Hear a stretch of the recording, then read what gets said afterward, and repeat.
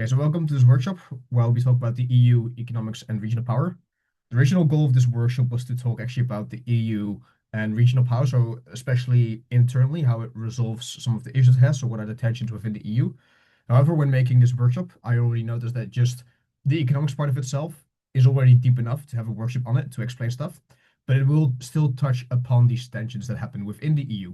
So I'm not going to talk in depth about the international relations that the EU has with other nations or other blocks of nations, but I'm going to talk to you about the economics of the EU, which is the main cornerstone.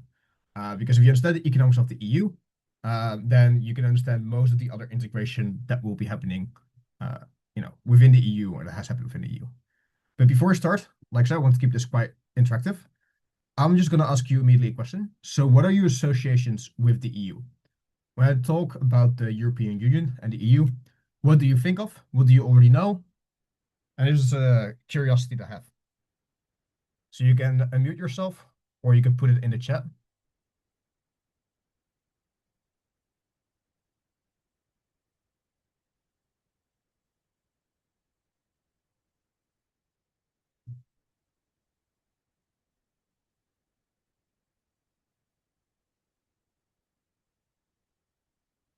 Is anyone daring enough to unmute themselves to give an answer?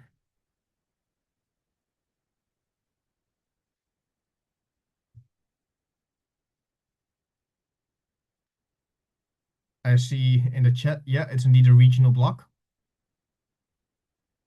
That's a good start. Can you maybe name a couple of examples of nations that are within the regional bloc? Or what the regional bloc roughly does?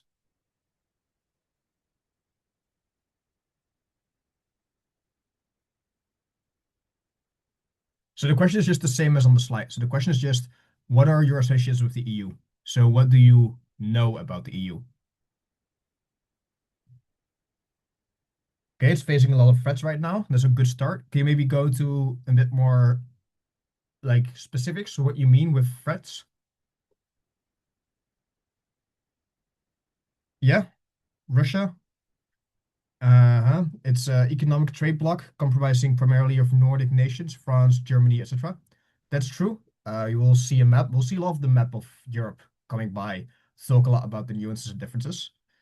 It's a free trade union where everyone follows the common currency. And of course, other threats also talked about, just like Russia. There's a north-south divide and the China competition threat. All of these are all very true. Um, I'll talk a bit more about the news about the free trade and currency. Yeah, Middle East refugee crisis, still a very big thing within the EU. How are you going to deal with refugees? Energy crisis, also very true. Yeah, so you already got quite a lot of information going on. That's quite good. For now, I'll just move on. And what I'll talk to you about is kind of like just a couple of things. I'll just give you first an overview of the EU, just so we have a clear definition of it. And I'll talk about the single market, and then I'll talk a bit about fiscal policy. And if we have some time left, I'll talk about law. But I know also you're in a completely different time zone. I think for you, quite now, it's quite at night. So I'm not gonna keep it too long. We're gonna keep the law part contained if it's going to be already enough to talk about the other aspects. So what's the EU? So this is the map of Europe where you can see the EU nations. So as you can see, someone said there's like, especially like Western and Nordic countries. It's kind of true. So you have a lot of like Western nations. So where you say where West and Eastern Europe is always a bit of a semantic and also somewhat of a subjective discussion, even within Europe. But the generic Western European countries would be the Netherlands, Belgium, Germany, Luxembourg, France. Then you have quite a lot of Eastern European nations. So you have Poland, Czechia, Slovakia, uh, Austria, Hungary, Slovakia, Croatia, and Romania, Bulgaria, Greece. And they're also candidate countries. So these are people who are not, or countries who are not yet part of the EU, but who are trying to get there. So these are like Ukraine, Turkey, um, Moldova, Serbia, Bosnia. And of course, there's also southern European countries you have like Spain and Portugal and Italy and Greece. And Cyprus, of course, and Malta. So these are like smaller countries. And as you can see, it's quite a big group. So there are very different kind of nations. Um, Most importantly, the United Kingdom has left the EU. I hope that you've also heard a bit about this. It was a very big schism. Basically, it is that the United Kingdom was basically there was conservative people within the Conservative Party who didn't like the EU. They basically campaigned. Then what happened was that Britain held a referendum, and you are like, you know what, we're going to stamp out this thing is not going to get a majority. But then they never really campaigned in favor of the EU. So the conservative part of the conservatives that actually want to stay in the EU never really campaigned hard. And then in the end, the majority left, and it's actually been quite bad for for the UK because it's joining off the progress from the EU again, but for a higher price, so it doesn't have the benefits, but more of the costs. Um, so that's part of it. Someone in the chat asked why is Switzerland not in like here? Because it's not in the EU. It is part of the trade of like of trade union. We'll talk about that a bit later, but it's actually not part of the EU. Same with Norway, and that is same with Belarus, and they're also not candidate nations. They kind of don't want to for various reasons. Economically, they're doing well. They don't want to give up their sovereignty, all of that kind of stuff. But they still are part of other things. That still means that they get trade. So that's why they're grayed out. That really answers that question. And again, by the way, if you have any questions, do please ask them because in the chat or just unmute yourself so I can just get to the information as quickly as I can. Now I want you to think about this. Why is it that there are other nations here that have been candidate nations already for a bit? So think about Bosnia, Serbia, uh, Moldova. Why are these candidate nations that aren't part of the EU yet?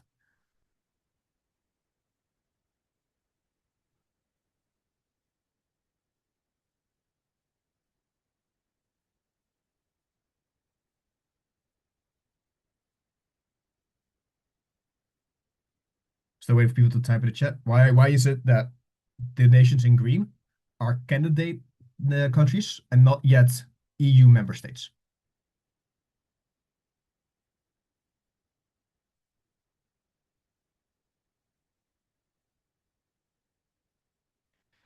So Euroscepticism is definitely part of it, but there are also nations.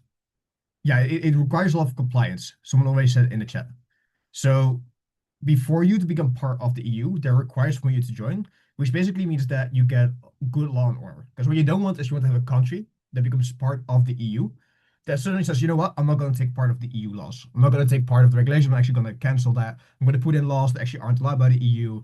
I'm going to be a pain in the ass in parliaments and all that kind of stuff. You don't want to have that. So you have requirements for anti-corruption, democracy, transparency, all that kind of stuff. So here are the reasons why they're waiting. Some of these nations, sometimes there's also Euroscepticism. So, for example, within Serbia, I think there's a genuine question whether or not the country would still actually want to join the EU, whether the majority of people who want to vote for would want to do it, or stay more pro-Russia aligned. But there's just a lot of issues with democratic stability. Oftentimes you also need like very good anti-corruption. So, for example, that's what's stopping Albania and also like Bosnia, because like it's politically not very stable. There are still issues with corruption. There's not a lot of media freedom, all these things that you want, and also well-defined borders. So one of the big reasons why Serbia is most likely going to join the EU soon is because Serbia still sees Kosovo as part of its own nation, whereas Kosovo sees itself as an independent nation. And therefore, Serbia joining the EU would need to give up Kosovo and the claim on Kosovo. And that's also why Kosovo is a potential candidate, but not an EU candidate country, because it just doesn't have a defined border. Like it's a lot of murkiness in international law what the position is of Kosovo, especially with respect to Serbia. Also, of course, Ukraine's in a war. You don't have very well defined borders if you are in a war. So it's just a lot of issues that might rise up. And it also shows you kind of like what the requirements are of the EU and why it's so stringent. And that is basically just the main idea of the EU when it comes to the nations. We'll see this map come by more often in various forms. So don't feel like you have to remember everything on every nation. At the end, you think you should get a good grasp of at least Europe or at least the regions. So then now we're going to get to more of the technical side of it, which is how do you make decision? And here it already gets a bit complicated. And it shows you immediately like the strength and the weakness of the EU. So there are roughly three important things that you need to know. So like you have the European Parliament, and basically, at some point, every EU citizen gets to vote for someone that they want to represent them in the European Parliament. This is just direct democracy. This is just how a normal parliament would work. Then you have the European Council, which is the heads of state or government. So it could be, for example, like a prime minister or something like that. And you also have the Council of the European Union, which definitely isn't confusing what the exact difference is. But here you have oftentimes people who are more more like technical. So first, these are government ministers. So these are issues around nature or like ecology. Or then you have the Council of the European Union. You have people who represent each nation there. So like you have so from each country you have one person, but who's specialized in that. So it could be like a minister or someone like that. So that's the main idea, that you have someone who is specialized in a specific field. And then you have the European Commission. And here it is one of those things where you have also commissioners, and each EU country sends one of them. And then the thing is one of those things where the European Commission submits legislative proposals. So they're like, okay, let's just, I don't know, ban AI within the EU. That could be an example. Then, at some point, both the Council of the European Union and the European Parliament need to vote on this policy. Maybe the European Parliament says, you know what, actually, I think it's a good idea. And then the Council of the European Union says, actually, we don't think it's a good idea. It's really bad for these new reasons. And then it goes back to the drawing board. And I think this shows you that EU regulations are very much discussed a lot. And there's also a lot of checks and balances. Because the idea is that you have both kind of like this majoritarian view that's represented, because you have a European Parliament, you have direct voting power here. So the majority of people within Europe find it specifically important. The European Parliament will vote that way. But also you still have regional like representation, like for federalism, because these countries can still also send one person and they're going to go to like the European Commission. So this is how you balance out the helping most people of the EU, as well as helping the most countries in the EU. This means that getting legislation is really hard to do sometimes because you just don't get this agreement. It also means that when you're talking about the EU, it's quite complex.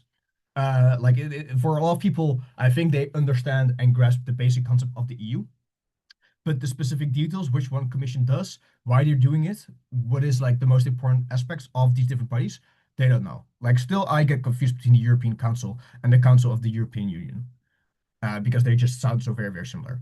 So it shows you both a strength of the EU and a weakness of the EU. That is why when it gets policy, you want to have that policy stay, because otherwise you've done all the effort for nothing. And it also means that in general, when you have policy, it has such a broad, support that is pretty sure it's going to be standing along well. That's at least the idea of the European policymaking. Now, I'm not going to go too much into all these details because there's a lot of other things we could talk about. So there is lobbying, of course, of very big companies within these different places. They're also much further removed from most people. So there's a question of like, not necessarily corruption, but the influence companies and like think tanks can have when they propose legislation and write up discussions and write up legislation that they want the EU to pass. Also like how much transparency there is, how much accountability, all of these kinds of things. And of course, the further you remove from it, the less people feel like they're doing something good. So it just becomes a question of you don't see the government, it's not very visible. So you don't really support as much. That's why people don't say that they identify as European or as a member of the EU, but rather still as Dutch or Belgian or Italian. Because yes, it implements stuff, but it's still very far away from the most people. I hope this is clear. And now we're going to get more into the economics of the EU. So let's talk about the single market. And I think this is where people were maybe confused why it is that Switzerland is not part of it. It is basically a single market is basically the idea that within this region, there are no taxes or tariffs or quotas on trade that are internally. So if I have a company here in the Netherlands, which is quite based, and I want to export to Spain, I can just send a truck all the way from the Netherlands to Spain. And I don't have to worry about any border controls. There are no border controls within the countries. There's no tariffs they have to pay to actually get this. And there's no quotas on trade. So Spain can be, you know what? You know what we hate? We hate the Dutch sending stroopwafels, which are cookies, towards Spain. We're going to set a limit on how much cookies the Netherlands can transport towards Spain. This cannot happen. So this is quite good for economic efficiency. Because it just allows companies to shift where it's necessary, makes it easier for them to, if they, for example, have a car manufactory in Germany, which actually is true, and they have another place in Eastern Europe, which maybe has steel manufacturers, then your supply chain just goes within Europe and there isn't any cost to actually get that transport here, except for the cost of, getting a truck and a trucker to travel all the way. Like you don't have to worry about tariffs. There's quite consistency. You don't have to worry about suddenly Croatia, for example, setting in a tariff and making it more expensive for you. So it creates trust, creates ease of flow, um, and it just makes a lot of trade easier. It also means that you have shared tariffs externally. And I think this makes sense, right? So let's say the Netherlands would want to put a very high tariff on the UK. Let's say we're mad at the UK because, I don't know, they are selling too many crumpets, another kind of cookie. And we're like, you know what? We're going to put a 20% tariff on crumpets, which means that for you it will be more expensive to actually get the crumpets towards Netherlands, which means our own cookies will actually become competitive. Well, let's say the UK actually could trade with France, and they could do and they could still trade freely. Like there's no quotas here. Then they could just go to France, export here, and then someone from France could resell it to the Netherlands, which means that this tariff that you've put on the UK does nothing. Like the crumpets will still flow into your country, no matter how many quotas and like tariffs you want to put in, because you can't put any tariffs on France. So this also means that when you're talking about having a tariff war, it means that every single country in the EU is also is also affected by this. And that's important when it comes to the US, but also of course China, because China is investing a lot in specifically Eastern European nations, which means that if you put tariffs against China, specifically these nations are harmed more than these other nations. And it is not possible for the Netherlands to be like, you know what, we're going to put tariffs on China just by ourselves. It has to be done together as one block. Another thing, as I said, like people, goods, services can freely move. Um, there is a nuance here because there's a difference between like a single market and like the Schengen zone where you don't need any visas and all that kind of stuff. All of that doesn't really matter in the grand picture of things. But if you do see a difference here of on what you see online, that is why I'm simplifying the picture a bit here to get you the main idea. It's just if I am Dutch and I want to work in Belgium, I can do that. If I want to live here in general, I can do that. It's like it's a free movement that we have. Okay. What else do we then have is you also have the same requirements and regulations. And here it again follows the same logic that you have for the having shared tariffs externally. If the Netherlands would set very high standards for food quality, but there's free trade of food, like you can't protect the food. You can't say no, for example, for France, to be like, actually, your cookies that you're making, they are the Madeleines, the French cookies, they're not very good. We want them to be healthier. They need to have less sugar in them. Like that can't because that would be putting basically rules or regulations or some kind of like from tariffs or punishment if they don't do it. You can do that because it's free trade. So everyone in the EU shares the same kind of regulations. This also means that externally, there's the same thing. So if the US wants to, I don't know, sell American cookies within the EU, and they also are very, very unhealthy, but we have EU regulation, it just means that the EU also, all of these nations will say, well, you can't do it because it's not healthy enough. It's too much sugar. Fun fact, the EU at some point also had not allowed Apple to basically not use a USB-C charger. Because you know Apple had like every single time they had a different charger, and they basically just used the same excuse about like but do we need it for the battery and all of this and that. It was basically kind of bullshit because you could just if you're Apple, you could just engineer to follow USB-C, but they just want to sell new chargers and new like plugs every year. So the EU was like in the end, no, you cannot do that. And because the EU is such a big market, when this legislation happened, in the end led to Apple changing their design for the whole world because they were like, you know what? If we have to do it for the EU, there's already so much. At that point, we can just standardize it.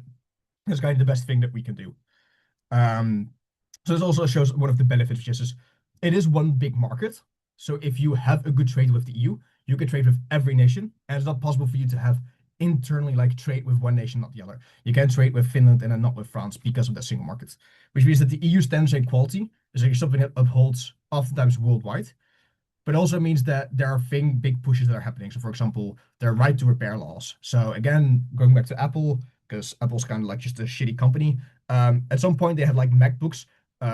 They had like the screens were so very tight, which meant that if one of the things broke, you basically had to get a new one because they had everything very, very compact.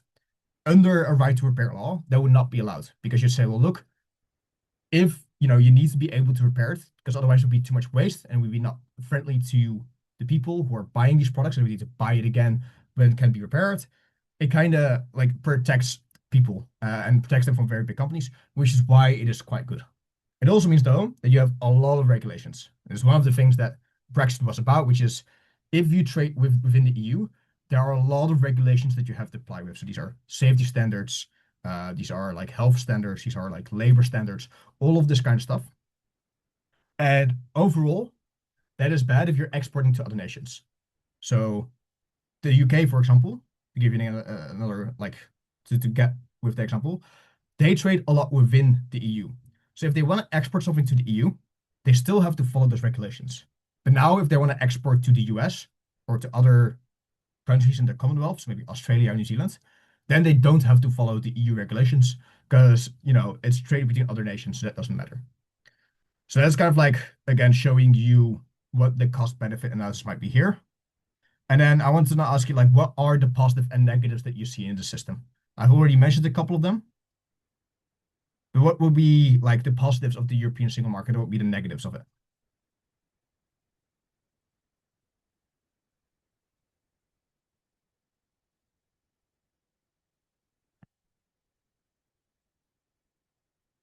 So lower supply chain cost, that's true.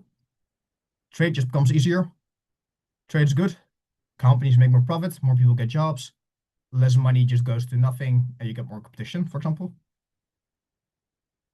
Negative is a contagion effect during crisis like the Eurozone.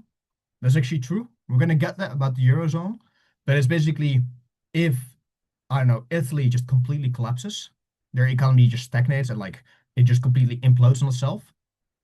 Every other nation has traded so much with Italy and they're so dependent on Italy.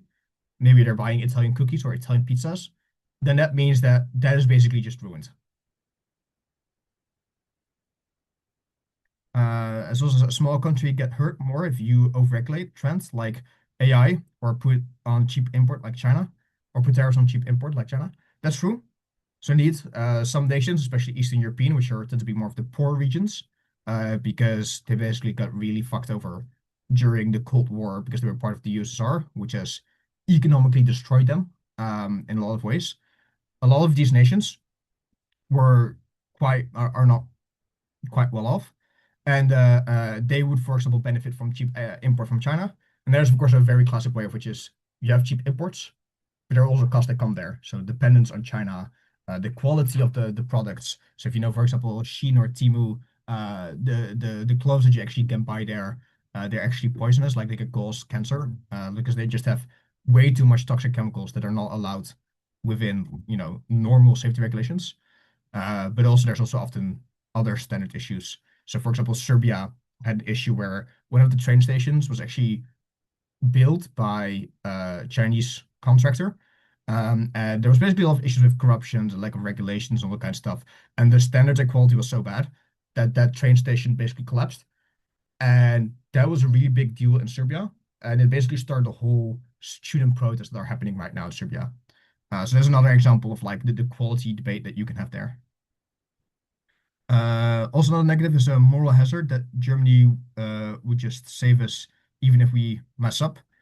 Yeah, that gets to another thing, which is Greece, for example, might spend a lot of money, might lie about how much money they're spending. And at that point, if you always feel like Germany, because the economy is so important and all of these are so entangled, that Germany will always pull you out, then that just means that other nations have less interest in following the rules and are more willing to find the edge on how far they can really get. That's good. That's already a lot of the benefits and negatives that you have from the single market. And also, again, just to clarify, so Iceland and Norway and Switzerland are not part of the EU, but they are part of the single market, and for that they pay a lot of money. So they pay a lot of money to be part of the single market. Um, and that is also Liechtenstein, which is a very small nation, by the way. And that's basically a very important thing. There's also technically a difference between like a free trade union and like a shared monetary market, and then also like a single market. If you again see online nuances about this, which country is part of that, know that it exists, and there's nuances here in which sectors are affected, what aspects of the single market you have. So, for example, if you have shared tariffs or not. But All of that is more nuanced and doesn't really matter for, I think, the more large scope debates that you will have about the EU. But do note that the picture is a bit more gray than I'm painting it here when it comes to economic uh, engagement and what do I say? It's uniformity within the EU. Okay, so now what we're going to talk about is more about the budget. So this is kind of like the fiscal policy. And the idea is that the EU budget is long term. So if you look at the budget that we're currently living in, it's like 2021 to 2027. That's 6 year for a budget. The idea is basically spending, and it's a lot of money. So the current budget is 1,074 and 0.3 billion euros. That's a lot of money. And the revenue is basically split up in the following way. The most of it is just contributions from the countries. So there are nations who just pay a specific contribution towards the EU, basically saying, look, you're all these programs, we're going to pay us like a membership fee in that sense. Majority of the money comes from there. Then they, of course, like I said, they have this shared tariffs or duties on imports. So they say, you know what? We're going to protect our agriculture. So we're going to make it more expensive to import agriculture from outside. So guess what? You need to pay tariffs on that. And the tariff money directly goes to the EU. That's roughly 50%. And then they also just have a shared tax base, which basically just means that there's like minimum VAT taxes that are within the EU. And part of that also goes to the EU. Basically, you don't want to have too much competition on taxes. You want to be a way to kind of like fund the EU programs. And that is why it's introduced. But the majority of the money comes from these contributions. Now, what do you then spend this on, right? So you get all this money in. How do you spend it? Most of it's actually agricultural funds. So these are things like protecting agriculture, spending funds for farmers, for expansion, making it cheaper to produce, all of that kind of stuff. Then 30% is regional development. And if I say regional development, what would you think of?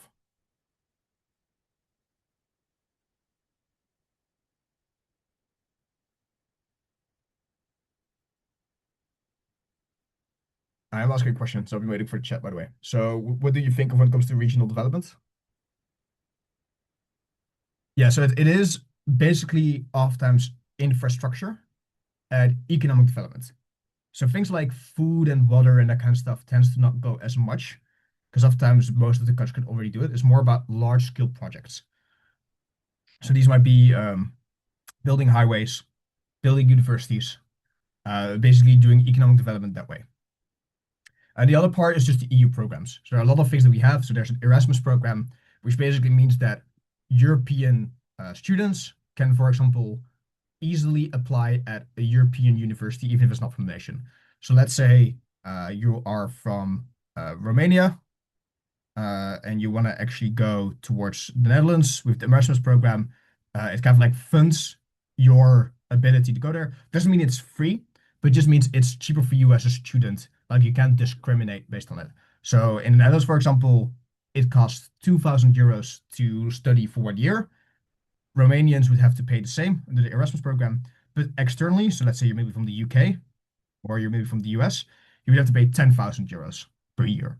Basically, because you're not getting this funding, you're not getting help from university, you need to spend more. That is the basic idea. Those are other things. There's culture funds, so that's for arts programs, museums, all that kind of stuff. Research programs. Um, these are things also for new technologies, so maybe some green tech or maybe for pharmaceutical that you want to fund. And then also administration of the EU, which is a very, very small percentage. I think it's like max 5% of the full budget. And that's basically because, yeah, you just have a lot of like politicians there, you have like people doing a lot of bureaucracy around the EU, checking things, verifying, of course, the countries are upholding the standards. They are part of like, they're upholding the judicial system and the rules that we've made about them, all that kind of stuff. Now, I want you to think about this for a second. If you have this characterization, right? So we have the EU, and let's just say there are a couple of blocks. So you have Western Europe, we'll do like Ireland, France, Germany, Luxembourg, Belgium, Netherlands, Germany. You have the Nordic countries, so like you have Denmark, Sweden, Finland. Then you have the Eastern European countries, which you could say are these nations, so Estonia, Latvia, Lithuania, Poland, Czechia, Slovakia, maybe even Austria. And then you have like the Balkan Asian nations, which are Croatia, Hungary, Romania, Greece, and then you have the southern countries, which are like Italy, Spain, and Portugal. If I talk about these four different blocks, where do you think most of the money towards agriculture would go to? Remember, 40%, pretty big part of the budget, almost one third. To what kind of nations would they go to?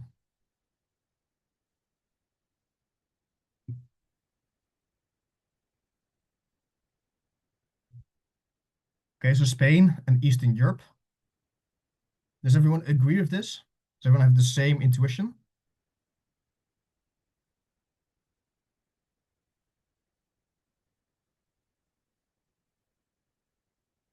The ones marked red, that's also good. On the map, you see here net contributors and net takers. So that's indeed like Eastern Europe, Balkan Europe, well, Balkanish, because you have this whole region that you can't count in. And then Southern Europe, maybe Spain, Italy, not there. Interestingly, if you look at it here, so if you look at the funds, a lot of the nations that actually get them are not actually necessarily Eastern European or Southern European as you'd expect. So you see France gets a lot. Germany also gets actually quite a lot. And there are Eastern European nations who actually don't get that much compared to the rest. Like they get money, right? So here you have Estonia and Lithuania who actually don't get that much funding. Croatia doesn't get as much funding, especially compared to maybe even Spain and Germany. And I think the reason that you would have to get here is these are oftentimes different kind of economies, right? These are already quite big economies, which means that also they have very big agricultural industries. So, for example, the Netherlands, I'm from the Netherlands, that's why I always keep talking about the Netherlands, has a pretty big production of livestock. So these are cows, animals, and that kind of stuff. But also we have a lot of like greenhouses. And the same applies basically where we get a lot of the money because it's just more expensive for us to keep it in the first place, but also just about power. It's also about Germany and France has a huge rural population. That also like comes off protests, and because basically they want to appease them, these countries also want to have these funds because they want to stay competitive, right? Because wages are very expensive here, and because these projects are larger, you also need more funding for them to be competitive within the market. So that is why it basically means that quite a lot of the funding actually goes to nations which are already rich, which might be different. Because if you look at the previous one, you can see indeed that there are net contributors, which are also France and Germany, but they also get a lot of that money back in agricultural funds. And that shows you kind of like the nuance of the EU. It's not just rich nations give a lot of money and it all goes towards the poorer countries. It means that a lot of the money actually also in various ways flows back to these rich countries. Now, if you look right to the map, you still see there are countries here in red. These are Eastern Balkan countries, Portugal, Spain. And basically the reason for this is a lot of the regional development funds go here. Again, the intuition here is USSR was pretty bad for these nations.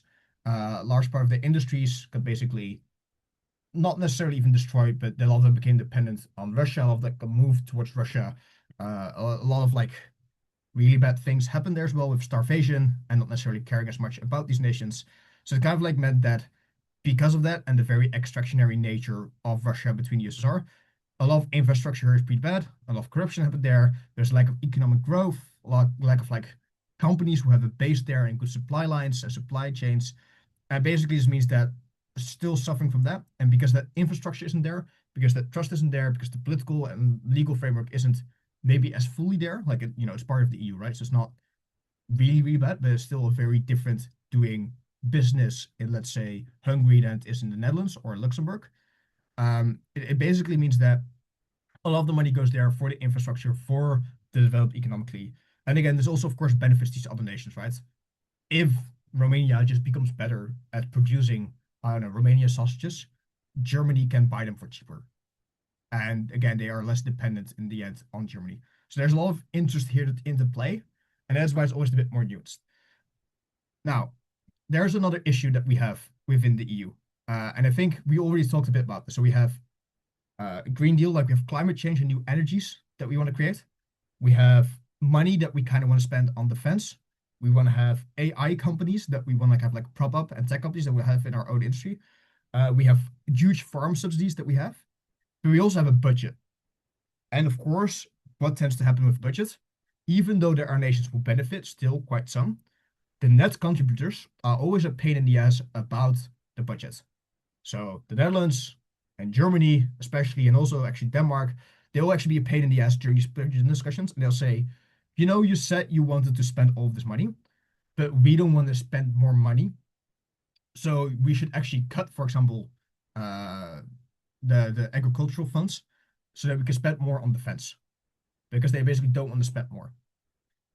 Now, the question is, what should the EU do to basically get more income? Basically to solve this budget issue.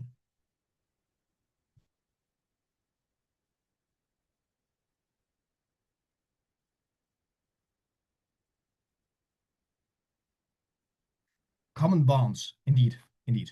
So what you would think is the EU is one of those institutions where the money in needs to equal the money out.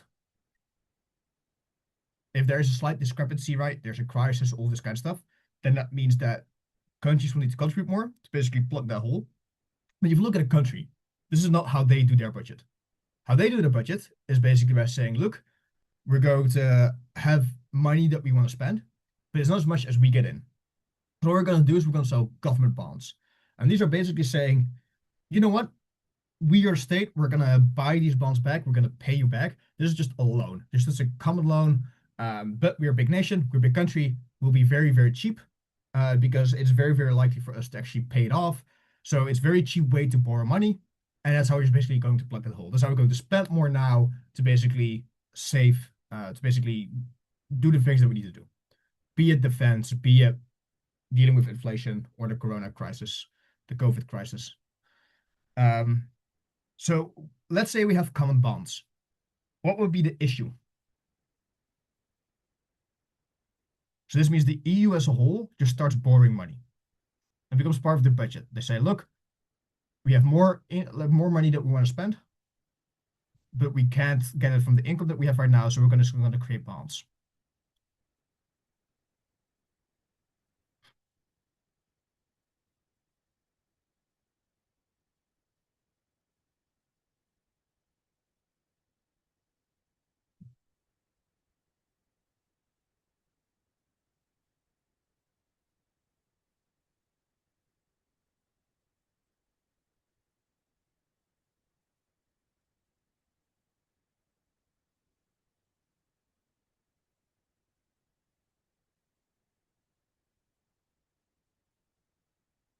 I'm going to give you another hint. Which nations most likely do not want actually covered bonds or EU bonds?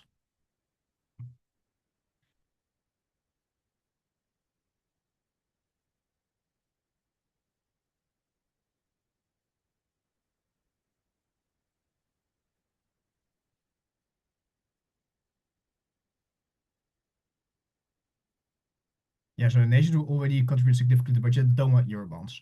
Like the Netherlands and Germany, they don't want euro bonds. Denmark, neither.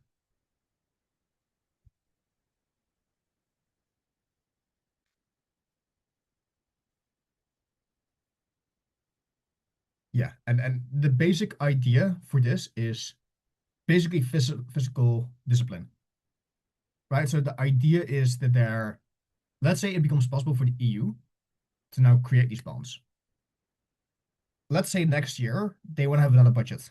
Again, for many reasons, they feel like, China is getting to us. We need to make our exports cheaper. We need to invest more in like AI industries or electric vehicle industries. What then happens is the EU might be like, just this time again, we'll just create more bonds. And then the next time it happens again, it's like, yeah, but Greece is not doing well. We want to invest more in that place, so let's just get a bit more. And kind of like becomes like a heroin addict with bonds, where it's like just a bit more hit, just this one more economic, you know, injection, and we'll be able to actually get across. And then it becomes quite nuanced because then it becomes one of those things where you're basically borrowing money and it becomes more expensive, right? So if you need to pay interest, right? Because the people who buy these bonds, they're gonna be like, yes, sure, I'll give you 1,000 euros. I'm not gonna just want 1,000 euros just so that you just pay me 1,000 euros back. I want you to pay interest because maybe you default, or maybe you don't pay it as quickly, or maybe all that kind of stuff. I want to also spend the money. So you are paying more money in the end. And that is why nations maybe don't want to do this. You want to have fiscal responsibility. You want nations to actually be able to hold all of this together and not spend as much. And other things, of course, there are nations like fiscally disciplined ones, like the Netherlands and Germany, where we focus on trying not to spend too much money, where we try to basically don't have a budget deficit that's really, really high.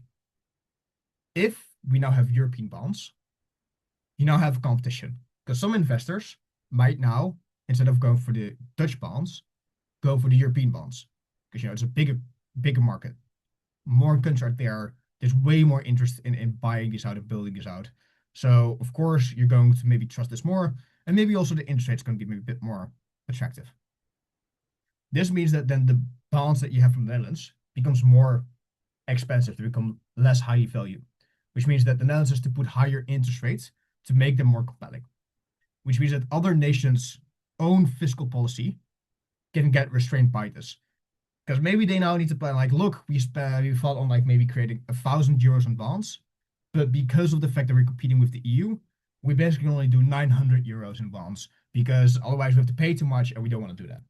So it also is a way that it encroaches on fiscal policy of these nations. And fiscal policy, I just mean again, you have a budget, the state gets money in, the states want to spend money, so you get money out, and then this is just the fiscal policy of the nation. All of those things get affected. But of course, you do get the benefit, right? Because what would the benefit be of having a shared bond, like a common bond within the EU?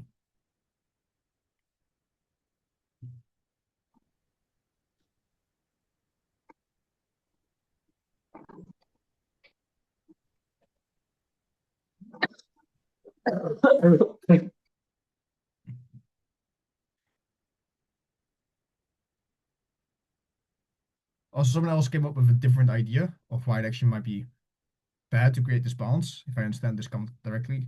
It is that you now have maybe inefficient programs, such as maybe the agriculture funds, which are maybe going not to the places you would want them. So what you want is maybe have less money there and then go to more efficient industries. So for example, green tech, uh, or other important things. So let me see.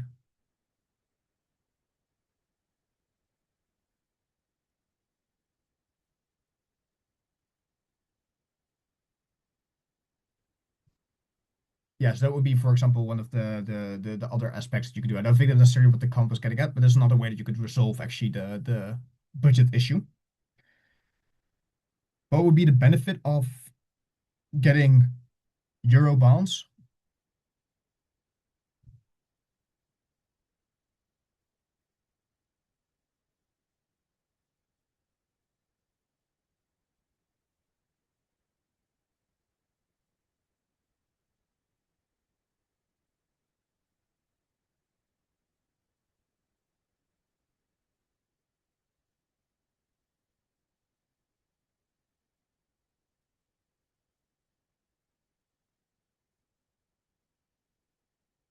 Exactly. Like it's very easy. The money can be spent for important things, right? So it's projects like economic development. Some nations are not doing well.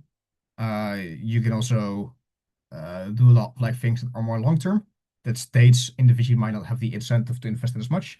So these are grandiose research projects that last years and years and years, way longer than any election campaign or like election result would last. These are things like things that just uniquely the EU can do. And again, the benefit of the EU is it kind of deals with what's basically just a kind of free rider problem. We basically now have a policy where you have money going in and it's kind of like forced to, or you have this project. Basically, everyone has to put in and everyone is benefiting from it. You also don't have the issue where the classic example is always like everyone needs a dam because there's going to be a sea outside. And if you don't have a dam, then you're going to drown. But everyone basically doesn't want to give money or effort towards the dam because they could spend that money and effort everywhere. And you're able to resolve this kind of like issue where you have clear regulations where everyone's own benefit doesn't work, but not doing anything is worse for everyone. So you just solve that specific issue. There's a tragedy of the commons also called. And I think these are the kind of things that you can also solve with budgets. So this might be large infrastructure projects, organizing as well. So if you leave, for example, between nations to discuss to create a train line, as let's say the Netherlands and Germany has had, we tried to create train lines. We had like multi-million dollar plans to do this. We spent it all. And then in the end, it happened that the train tracks were not aligned the same way. So it basically meant that we still had to have German coaches with Dutch coaches, and we had to transfer them along the border because the train tracks were just not the same. That would be, for example, another way where you could be, if you have a large project would be EU focused, all of these issues would be kind of like more easily resolved because you can standardize these things. You can take a big picture view instead of just maybe having countries being stubborn and being like, no, we don't want to adapt, or no, you don't want to adapt, because it's all coming from the same budget, the same plan. Another comment is, if we can allow external investors to buy EU bonds, there can be a greater injection of funding due to trust within the EU stability and stable ROI, so return of investment, and wouldn't create inter-country dependence. So I assume that you mean that because the EU bonds just are so trusted, because it's a very big market, as we said, and there's a lot of interest of all these nations to actually build each other out and not do this in a very irresponsible way, you wouldn't get a lot of bonds being able to be held over the head. So if China buys a lot of EU bonds, then they wouldn't be able to be like, we're going to sell all of these off, or we really bad because these are already trusted. So the international market, they would still be trusted no matter what, even if China sells them off. I think that's what you mean, right? And that's also better because maybe that's true for the EU, but it's not true for Romania or true for Hungary, who maybe doesn't have as much trust in their specific projects. So definitely they will benefit. Whereas other nations, as Germany, might be harmed with their fiscal policy. Of course, you get things like maybe it's good, right? Richer countries maybe don't get as much rich, poorer countries get a bit better. But then the question becomes, where are specific industries, like your more high-tech industries or your super competitive industries? Those are most likely in these West nations. They also will get affected by this. So it isn't just always as easy as just saying, the rich get richer, the poor get poorer. It's about what key strategic resources and industries do you have in which place, but also how these respond, right? So then as Germany might get pissed off, what does it mean? Maybe even harsh discussion for the next budget, or all of other ways that they might try to basically be a pain in the ass. Okay, that was basically the EU budget. Now, we're already taking quite some time because we're discussing everything in great depth, which I think is good because it shows that we're applying the context. But it does mean I think that the last thing we will discuss, especially also taking into account your time zone difference, is just the Eurozone. So, as you can see here, this is the Eurozone. So these are all the nations that share the euro. These are not all the nations within the EU. So there are some nations who have still their own currencies. For example, Poland has, I think, the Polish lev. You have the Danish crown in Denmark. Croatia has recently joined the euro. And it basically is one of those things where some countries still want to hold on to their specific currency. That's one thing. Or two, some countries are not fulfilling the requirement to be able to join the Eurozone because there are strict requirements on like how much money you spend, so fiscal policy. Again, like there are stricter regulations on like the monetary aspect of your country and like what your banks are also doing and applying to. Because instead of having your own central bank, you're giving it up because there's now a European central bank, and the European central bank now determines your interest rate for the countries locally. So that just all of those things are changed, and therefore also the banks need to follow specific regulations and rules to be able to work from the Eurozone. So not every EU nation has, or the EU nation has a euro as a currency. Some have their own currency, and sometimes this becomes even more complex. They have their currency pegged. And to peg a currency basically just means you say there's a stable rate between the euro and our currency. So you say 1 euro is always 7 Polish lev. And the idea is it makes the currency not float.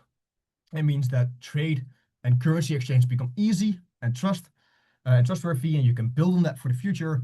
But it also just means that you need to spend money basically buying and selling currencies to be able to uphold that. Now, all of that's quite complex. We're going to leave pegging a currency for now, but it does also show that just because you're not part of the Eurozone, you're not like fully independent of the euro, given that sometimes they are already pegged and they are already dependent, therefore, on what the euro does in value. Uh-huh. Okay. There was a question about Brexit. We'll talk about that later after this. It'll be in a general question kind of format. So then the Eurozone. These are the nations that are in there. And before we get on, I'm basically going to give a basic explanations of currencies, just to make sure that we get this picture great. So in my great paint skills, I have created two nations. One is a green nation, which basically has dollars. They have a big sack of money. They want to buy this car from the blue nation, which has euros. The blue nation has cars, and the car costs 100 euros. Now, the way in which currencies are valued respectively to each other impacts how much you're going to export. Because let's say the currency exchange rate is $100, and for that you get 100 euros. That just means that this green guy can for $100 buy one car. That's great. Now let's say the currency exchange is such a way that the euro is very strong, which means there's a very high value. That means that just like $100 is not going to do. You're going to need to pay $150 to basically get these 100 euros. That means for this green guy, the cars becomes way more expensive because now it's instead of costing $100, it costs $150. So this means that the exports become less competitive and therefore you get less exports. Let's just go then for the next thing, which is if you look at the currencies and you look back in these nations, there are countries which are very export heavy and the countries which are import heavy. And the basic idea is, let's say these cars are really, really good. So a lot of people in the green country want to have them.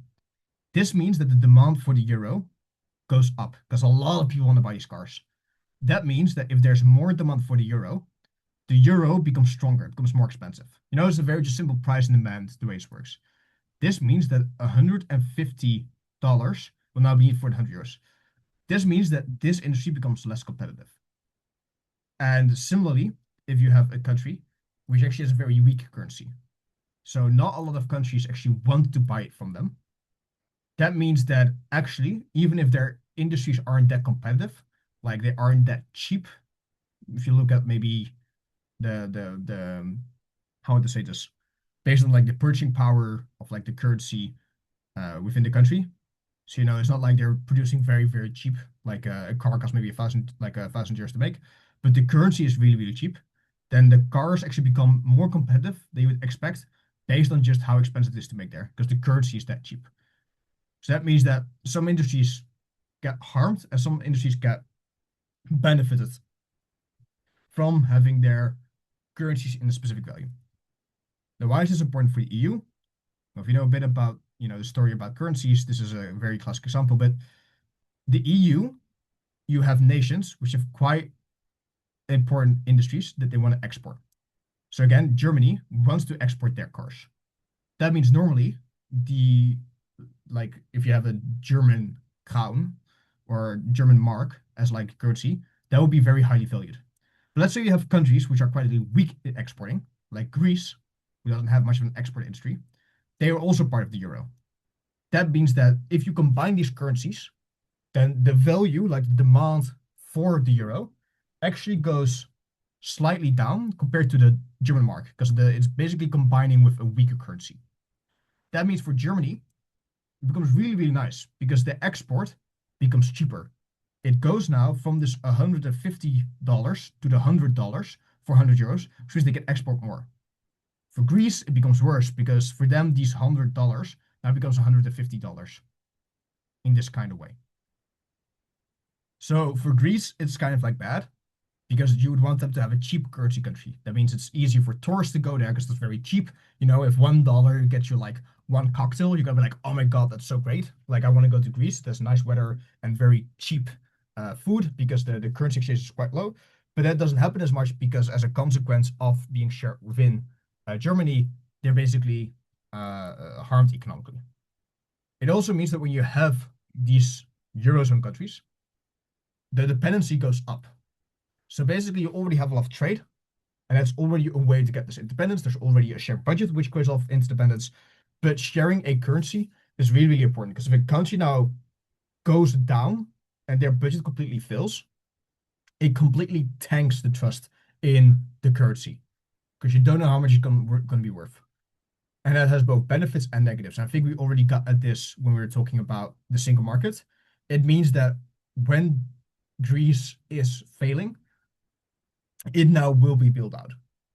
It will not be like Argentina where it basically will fail because it just doesn't have a nation that cares enough to completely build out. But it also means that countries like Germany and Spain and those other nations who are known for having quite a lot of spending fiscally don't have maybe as much interest in completely abiding by fiscal responsibility because they also will know that Germany will them out. Doesn't mean that they'll do it completely haphazardly, right? The EU, the Eurozone crisis was definitely traumatic for Greece and they're still struggling economically. But it also means that it's one of those things where it's like a kid, If you have a kid and you want to let them touch the stove, if it's really, really hot, they'll never touch the stove again. And you know for sure they'll be very, very disciplined fiscally. However, if the stove is lukewarm, they will only touch it again and again because, the first time they didn't get burnt. So it's one of those things where you could say Greece would definitely have been even more fiscally responsible if it would have been one of those things where they felt like Germany would not build them out or Germany will not build them out in the future. So you just have like the cost and benefits. Now there's a question that has been happening ever since the Eurozone crisis, which is should the EU adapt a northern and southern euro? So it's like two different currencies. So you'd have all of these nations, right? So let's maybe be nice. France, Austria, Germany, Belgium, Luxembourg, Netherlands, Ireland, the Baltic states, and Finland. These are all together in one nation, and the southern ones is basically everyone else. So this would be Greece, Italy, Malta, Cyprus, Spain, Portugal, Croatia, Slovakia, Slovenia. All these nations would have, Czechia. All of these nations would have the southern euro. Would this actually be good?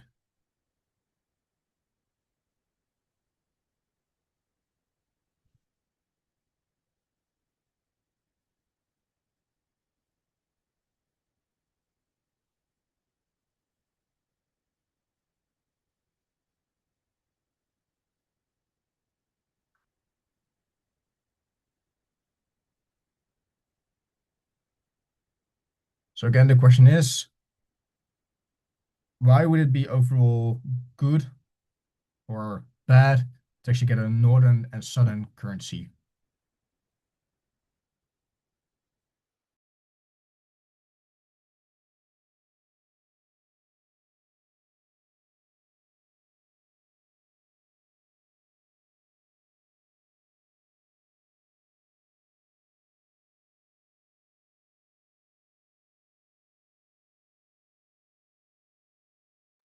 Okay, so southern currency would definitely be good for southern countries because they would still have uh, their currency not be valued up, so they can have more growth. And indeed, cheaper services, so people will still come in. That would be the positives. Of course, they would have the reverse effect, of course, for the northern euro, which would be quite bad for Germany because then their exports become even more expensive and therefore less competitive. So it's a trade-off. Which group of nations do you care about more? And what other aspects would be important if you would have a northern and southern currency?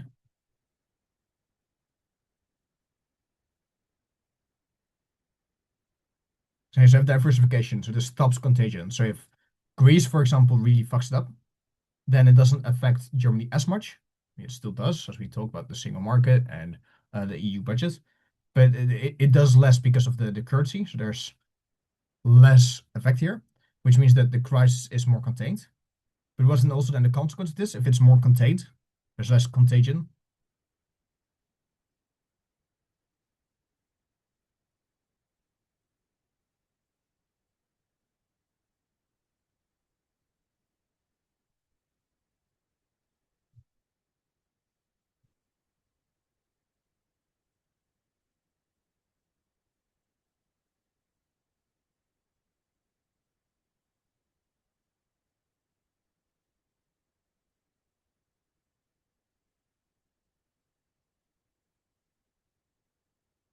And the consequences also of less contagion is that you have less dependencies on each other, but also therefore less willingness maybe to build them out. And you have also maybe less trust in these institutions.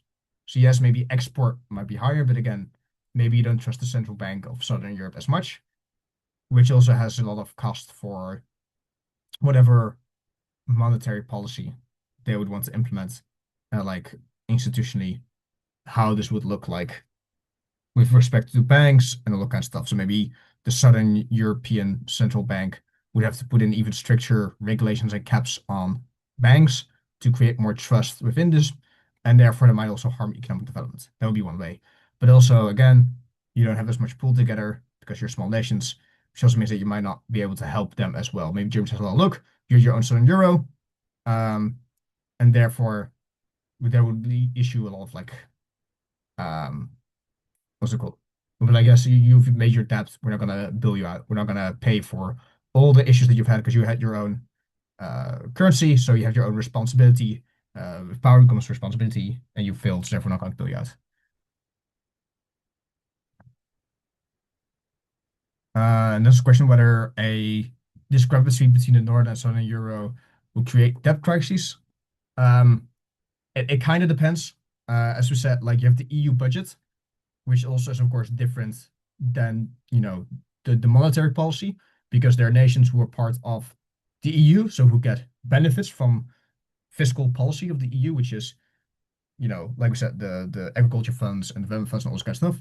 And you have nations which are part of like the Eurozone, and they're having their currency based on that. And then if there are different values there, that might affect the way that you have the European budget work out, development-wise, income-wise, all that kind of stuff. And also, it might be a question of if you don't have an alignment on fiscal and monetary policy. So how are you going to put the interest rates within your banks compared to your fiscal policy? So maybe you're trying to, let's just say, stimulate the economy. So you want more growth, more investment. So you put in a lot of budget.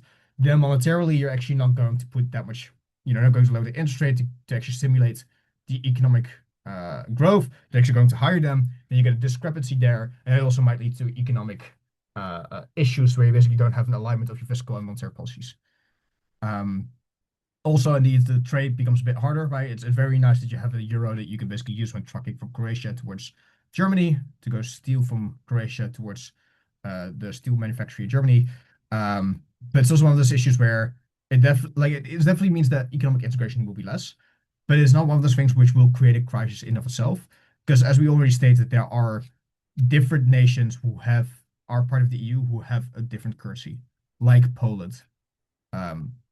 So it's definitely one of those things where it's not the end of the world for EU, but it will be on the margin worse off economically, trade-wise. Okay, so my question now is, we're going to skip the part about law, because again, we've already been talking for, I think, more than an hour. So there was a question already. In the meantime, if you have more questions about the EU, put them in the chat. There was one question about Grexit, which I think means, or like Jerexit, like Germany exit, like what the issue is and why EU is fragmenting, with Germany also having disagreement with EU policies. So basically, one of the main issues with EU has basically been also like budget-wise. So it is, where do you spend your budget? How basically you want more money to come in for Germany and all that kind of stuff. That is one part. So it's like there's going to be budget, spending more, where it's going to develop more on like defense or more or like maybe helping their AI business or tech businesses grow. And then also there's another issue, which is there's anti-EU sentiment within these different nations. And I think the reason to basically look at this is the EU is very far away. So any kind of like issues that we have with economic inefficiency or allowing all these immigrants to come into our countries can be assigned to the EU. And every time that the EU does something like, I don't know, building infrastructure or doing something good trade-wise, oftentimes national governments take credit for it. Where they're like, look, all the good things we did, like we made sure we got the trade deal. Look, we are the reason why we got you like a university now in your city and all that kind of stuff. But all the bad things, that's the EU. So that's one part why you have large groups of people being anti-EU, but also again kind of like the free travel of people means that there is problems with immigration and refugees. So the problem is mainly that because there's free travel within the EU, it's very hard for example, Germany to basically say, well, look, we have all of these refugees coming in, we want to kick them out, and create like a consistent policy there. Because if they get in, for example, via Greece or Turkey, like, via Greece or via Italy or Malta, Cyprus, which oftentimes happens, then they can travel up north. And then there's an issue where maybe they kick them out or they kick them back, but there isn't always an easy way to actually get them kicked out of the EU. And that is one of the issues, which means that there are also a lot of like immigration issues that are linked and perceived to be linked with the EU, which means that if you have very big anti-immigration parties and anti-Muslim parties in Germany, there's AfD, they're also against the EU. There are also other reasons why they're against the EU, because the EU has anti-corruption policies and strict rules about democracy and how much like freedom like the press needs to have, which are also what these parties want. So there's always like a group of people who want to basically get separate from the EU as a consequence from that.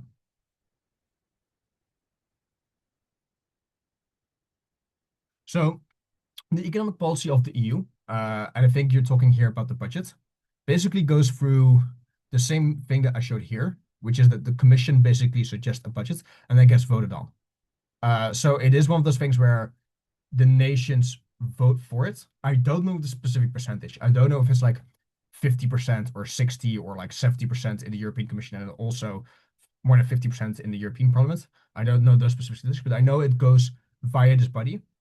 And then, of course, also the Council of the European Union or the European Council also have to have a say on it. And basically, it's one of those things where it is basically agreed upon.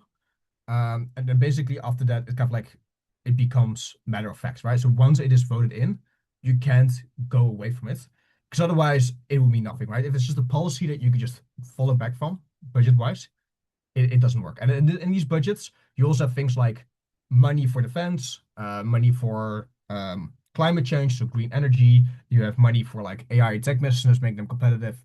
And similarly for this also goes, of course, for tariffs, goes a similar way via that method.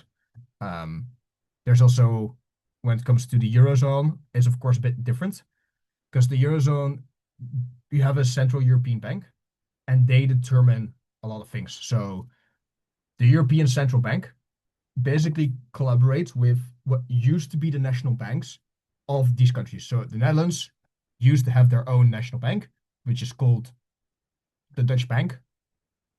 That Dutch bank does not create its own interest rates anymore. Like the banks in the Netherlands, like ING and Rabobank, I don't know if any of these names mean anything to you, but any of these banks, they get loans not from the national bank, but to the European Central Bank. And the European Central Bank basically sets the monetary standard. But the European Central Bank also works with the Dutch National Bank to basically create oversight, right? So the Dutch National Bank still controls and like checks these Dutch banks. They're like, okay, so how much liquidity do you have? So how much money do you have in the bank that people just want, if they want to have cash, you can give them that cash.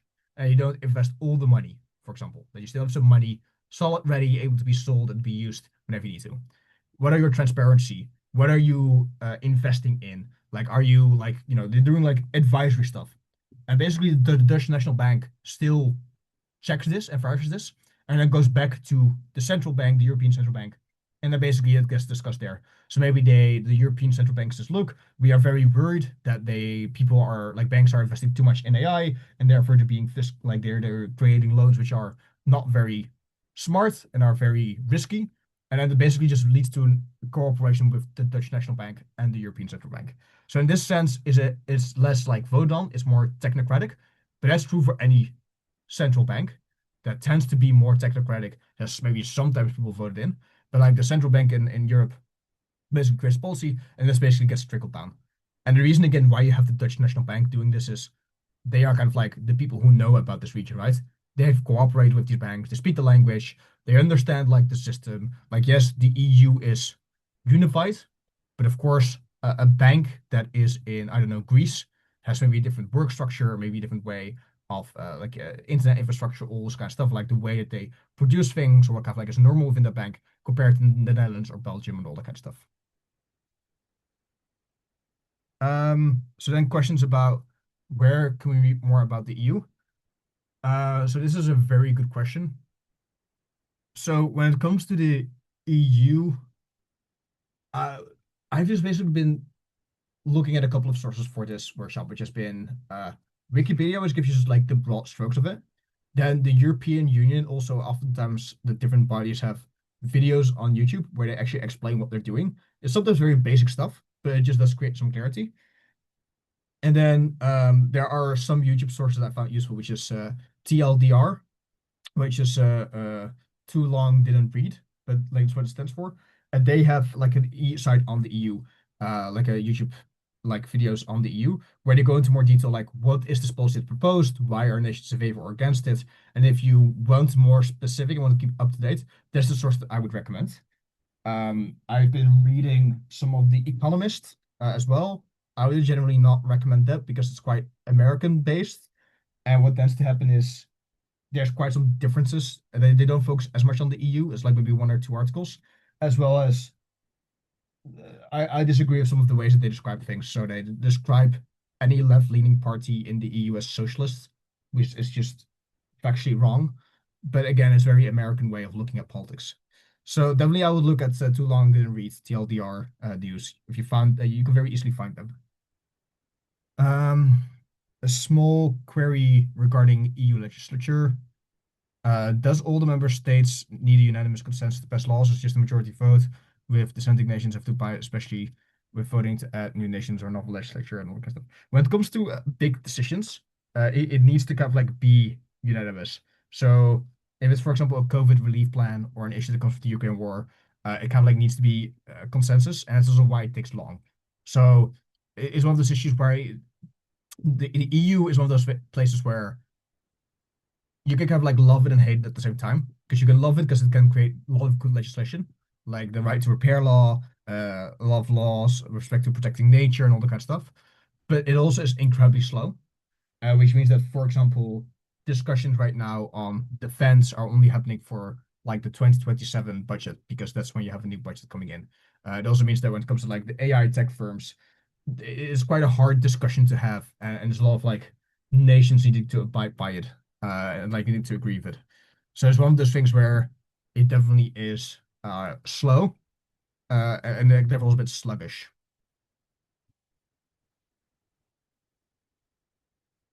Are there more questions?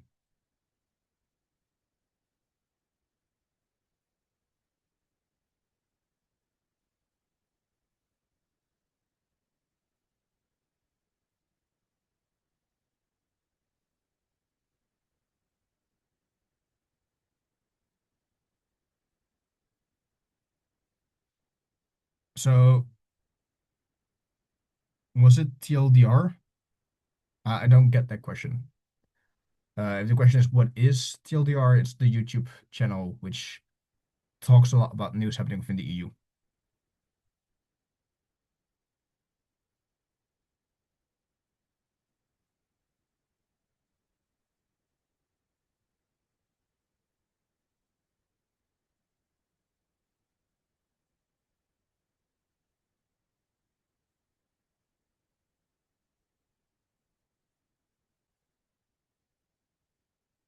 Okay. When it comes to adding new nations, it actually does need to be completely in agreement. And that's why, for example, Macedonia has been a bit of a pain in the ass because there's like disagreements between nations like Bulgaria and like Greece about Macedonia and the name.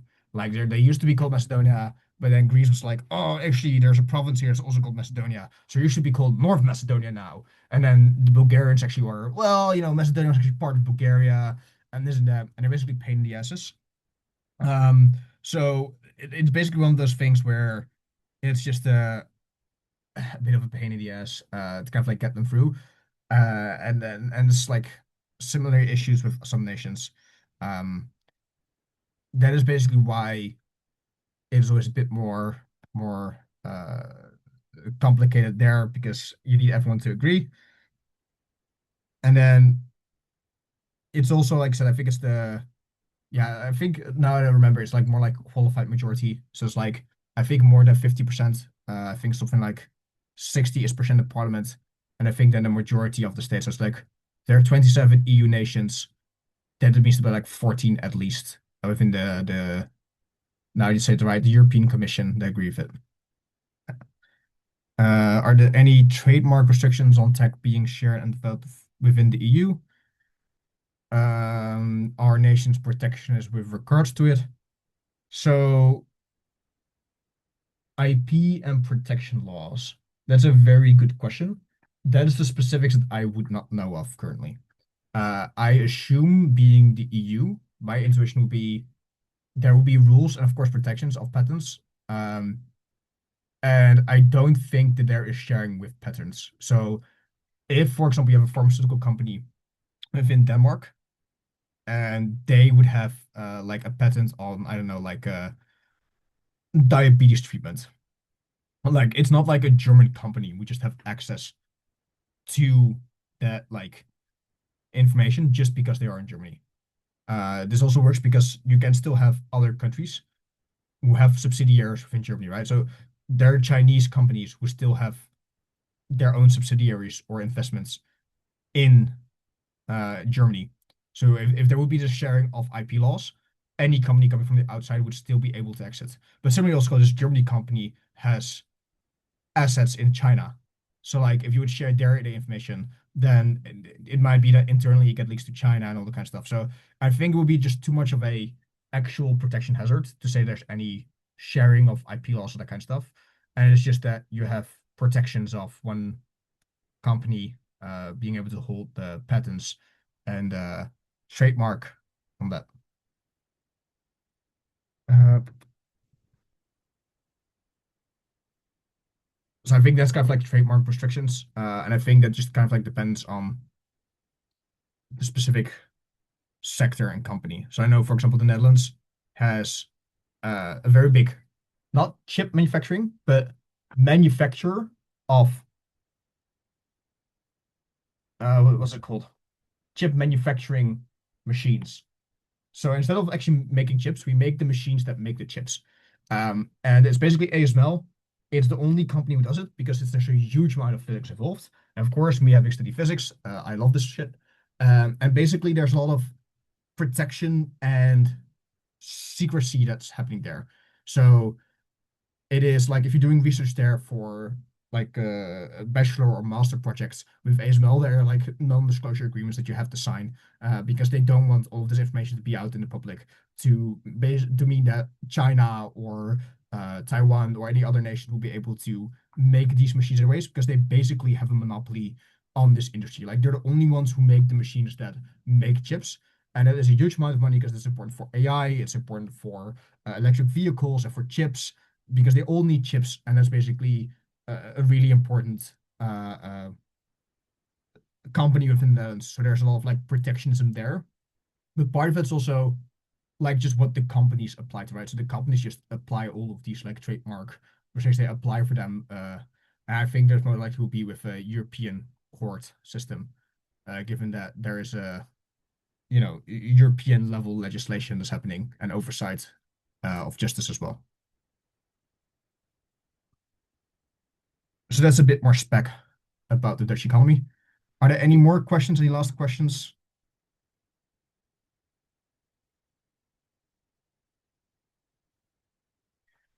So if I have a book on EU economics, I would recommend. Um, I would if I've ever read the EU economics book. I've read quite some. None of them. The main issue is that everything is always changing. So after the Eurozone crisis and after like the 2008 crisis, there were a lot of like legislations that were put in place within the EU. And then there was a new Green Deal that was created. And these are all like very different aspects of the economy that the best way I would just recommend getting through them is just going just to the Wikipedia, just looking up what these things are. and then just doing cross-reference on sites and that kind of stuff. Because it's very hard to have one book which explains all of these things that are constantly changing, but also doing it in the right level. Because as a debater, you are asking for something specific. You're not asking for a story, which oftentimes happens with accessible non-fiction books about the economy, where there's a story and basic explanation and all of this kind of stuff. And you don't want to have like an academic book because or academic journal because it uses way too much econ jargon that is just unreadable. So the line that you want to walk is quite hard. So I would in general recommend don't like that there hasn't been a book that I've read about the EU economics that actually works. Just do the online research where you branch off and find sites. In general, if you have basic economic concepts that you find hard to understand, Investopedia oftentimes have a lot of the terms explained, a lot of intuitive examples that they give. So that would be a good way if you try to expand your knowledge in that sense. And if you want more about EU specific economics, most of it will also come by with the TLDR News EU YouTube channel. Because they will give the context of okay, there's change in the budget, but how is the budget made up? Like they'll explain that in their video. So they'll make sure that you have everything that you get, and then they will also name anything that you might want to know of, and then you can look that up yourself.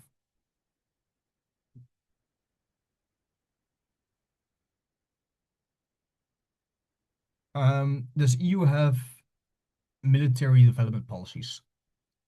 So it doesn't have a shared EU army, which is why there have been motions about this. It has border protection force, which basically is just we don't want illegal refugees and immigrants to come in. Well, there are no illegal refugees, so it's only illegal immigrants to come in.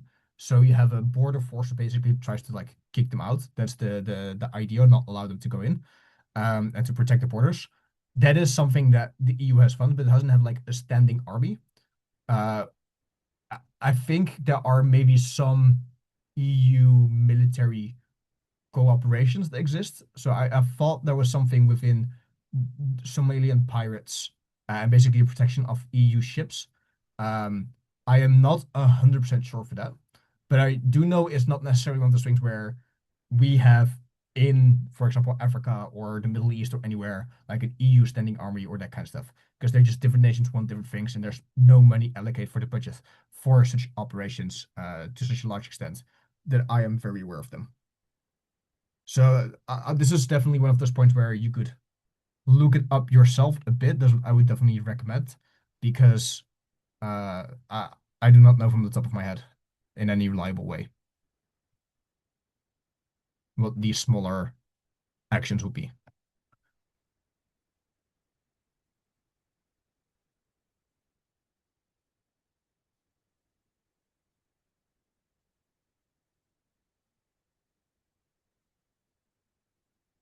Okay, great.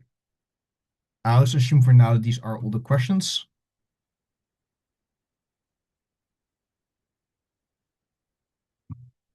If there are any more questions that you have, you can of course ask me. You can contact me on Messenger. I'm very easily found. The session is recorded.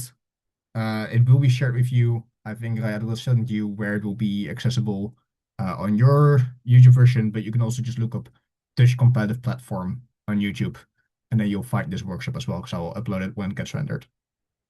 Oh, hello. Can you hear me? Yeah, I can hear you. Okay, I am Oli from Dhaka. Actually, I have joined very lately, actually.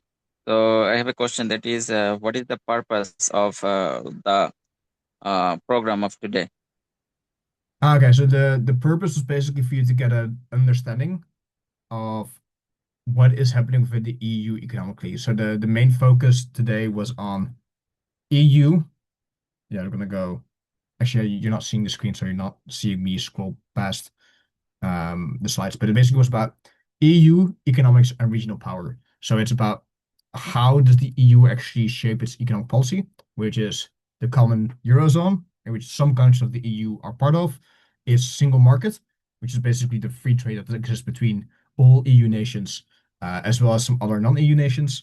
And then also how do they basically fiscally deal with any issues that they have. So where do they get the money from? Where do they spend it on? And then with all of that, a flavor of regional power. So which nations benefit, who is against a certain policy, Why are they against it? Who gets benefit by what? Who gets negatively affected by what? And that was basically the goal of the workshop. Yeah, thank you. Thank you very much for briefing. Actually, I have a MBA on marketing. So can you tell me the knowledge of this topic? How the knowledge from European Union economics can help me? As someone who's done like marketing, you mean? Or you mean with debating wise? Yeah, actually, I have academic degree on marketing, but basically, Okay. I am right now working in IT field as a technical guy in system engineer. Actually, I, I work on Dell Technologies server in this area. Actually, that means by profession, I am a IT person, Yeah, but I have also a business degree on marketing. yeah. And you are asking how you can use this workshop.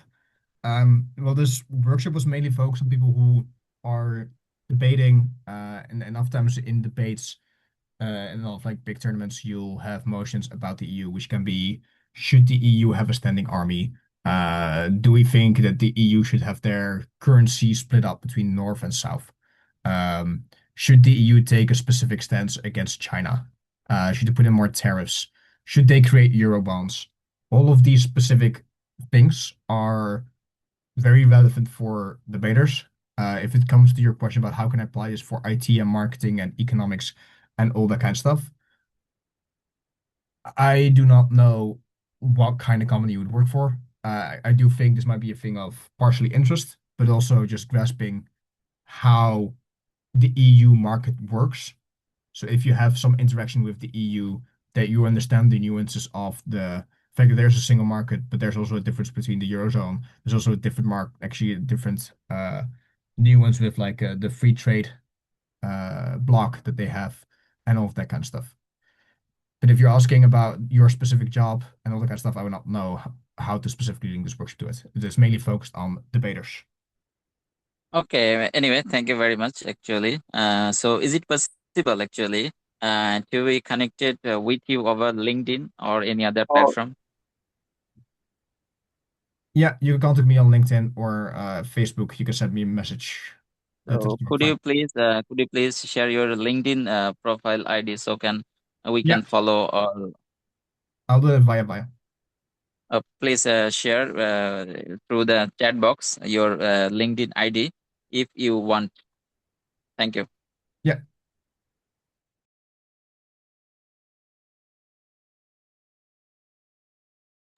Okay, if there aren't any more questions, I'll stop the recording now.